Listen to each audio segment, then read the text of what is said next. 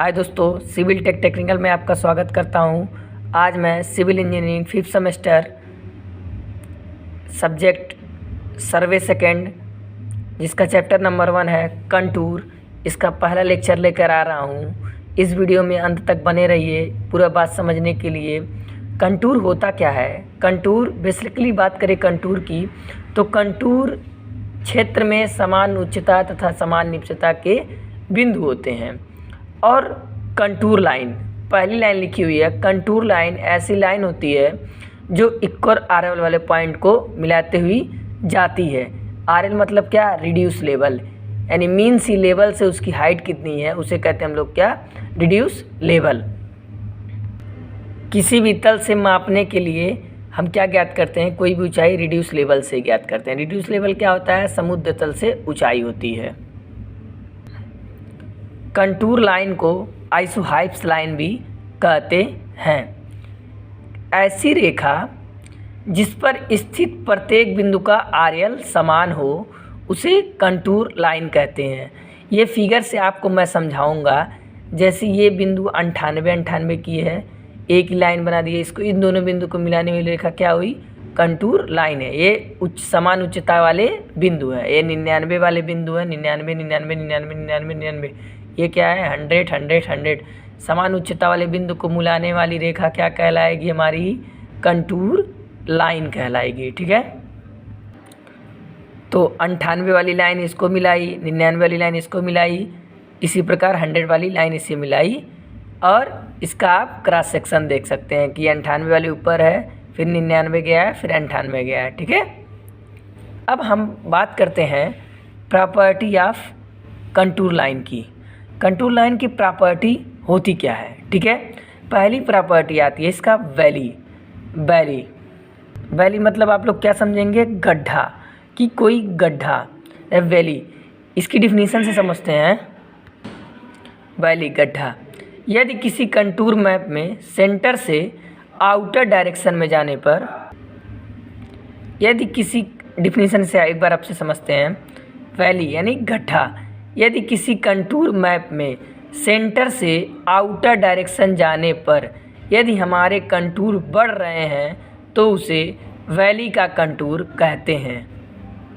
आप लोग देखते होंगे जब हम लोग गड्ढा खनते हैं, जब गड्ढा खनते हैं तो ऊपर अधिक चौड़ा रहता है, जैसे जैसे अंदर की तरफ जाते हैं तैसे तरह चौड़ाई क्या होती है? कम होती जाती है। चौड़ाई क्या होती है? कम होती जाती है। इस फिगर से जैसे 98 की कंटूर लाइन है, यानी 99 की है, 100, यानी क्या हो रहा है? सेंटर से आउटर डायरेक्शन जाने पर हमारे क्या हो रहे हैं? कंटूर मान क्या हो रहे हैं? बढ़ रहे हैं। इसे ही हम लोग क्या कहते हैं? वैली का कंटूर। अब हम लोग अगला पढ़ेंगे हिल का कंटूर, यानी किसी पहाड़ी के कंटूर के बारे में।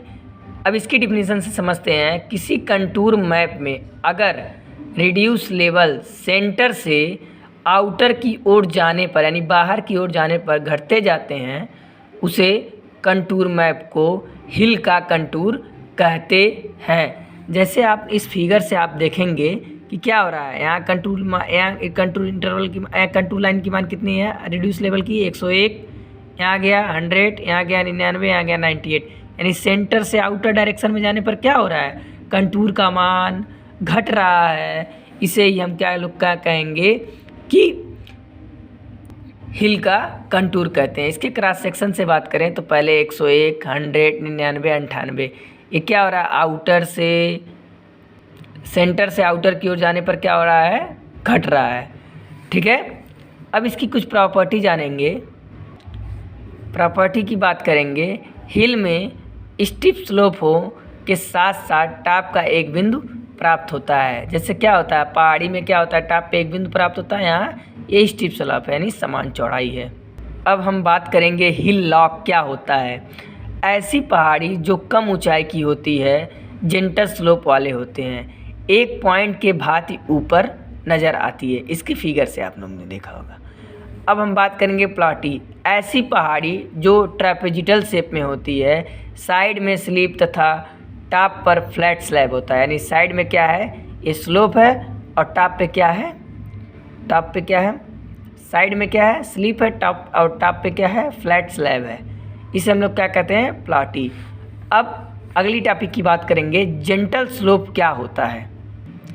जेंटल स्लोप, यदि किसी पहाड़ी में एंगल 20 डिग्री से कम हो तो उसे हम लोग क्या कहेंगे, जेंटल स्लोप वाली पहाड़ी कहते हैं। यदि 20 डिग्री से एंगल कम हो तो हम लोग क्या कहेंगे, जेंटल स्लोप वाली पहाड़ी कहते हैं। ठीक है, जेंटल स्लोप के केस में हमारा कंटूर समान दूरी से थोड़ा दूर दूर बनते हैं। क्या है ये, समान दूरी से क्या हुआ, थोड़ा दूर दूर बनता है।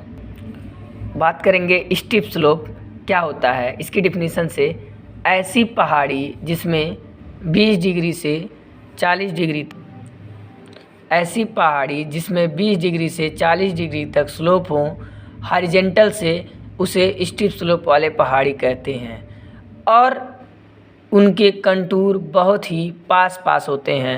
यानी जेंटल स्लोप में कंटूर क्या होंगे, दूर दूर होंगे और स्टीप स्लोप में कंटूर क्या होंगे, पास पास होंगे। इसी प्रकार से आता है यूनिफॉर्म।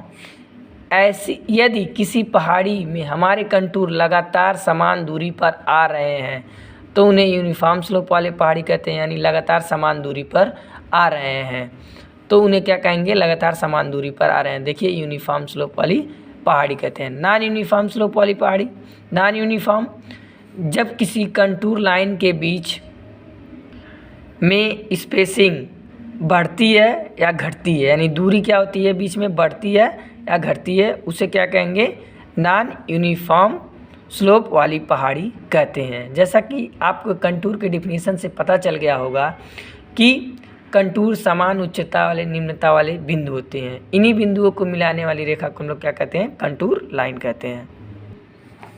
एक महत्वपूर्ण टॉपिक की बात करेंगे जो बार बार एग्जाम में पूछता है, कंटूर इंटरवल। कंटूर इंटरवल क्या होता है, इसके डिफिनीशन से समझते हैं। कंटूर इंटरवल एक ऐसी वर्टिकल दूरी है जो दो कंटूरिंग वर्टिकल हाइट को कंटूर इंटरवल कहते हैं। यानी लगातार आने वाली समोच्च रेखाओं के बीच की वर्टिकल दूरी को कंटूर इंटरवल कहते हैं।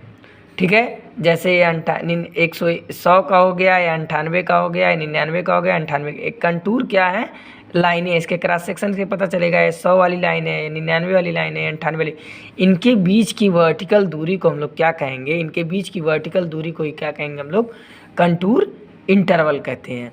अब इसकी एक पॉइंट की बात करते हैं। जैसा स्टीप स्लोप वाले पहाड़ी में कंटूर इंटरवल ज़्यादा रखना चाहिए क्योंकि स्टीप स्लोप वाले में कंटूर बहुत पास पास होते हैं, तथा जेंटल स्लोप में कंटूर इंटरवल का मान कम लेना चाहिए क्योंकि इसमें अधिक दूर दूर पर होते हैं।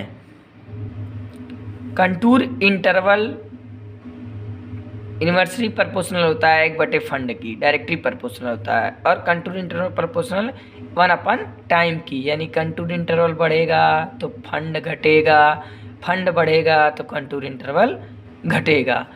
इसी प्रकार हम आगे अब बढ़ते हैं। स्केल मैप, स्केल मैप बराबर होता है, इसमें स्केल मैप दो प्रकार का होता है, एक स्मॉल स्केल मैप, एक large scale map. Small scale map बराबर होता है 1/बड़ी संख्या, यानी बनने वाला नक्शा क्या होगा, छोटा होगा। और लार्ज स्केल की बात करें, लार्ज स्केल 1/छोटी संख्या, यानी बनने वाला नक्शा क्या होगा, बड़ा होगा। स्मॉल स्केल का use railway, roadway, large project के लिए करते हैं तथा लार्ज स्केल का प्रयोग बिल्डिंग बनाने में किया जाता है। Thank you so much. इसी तरह वीडियो पाने के लिए हमारे चैनल को लाइक करें, सब्सक्राइब करें।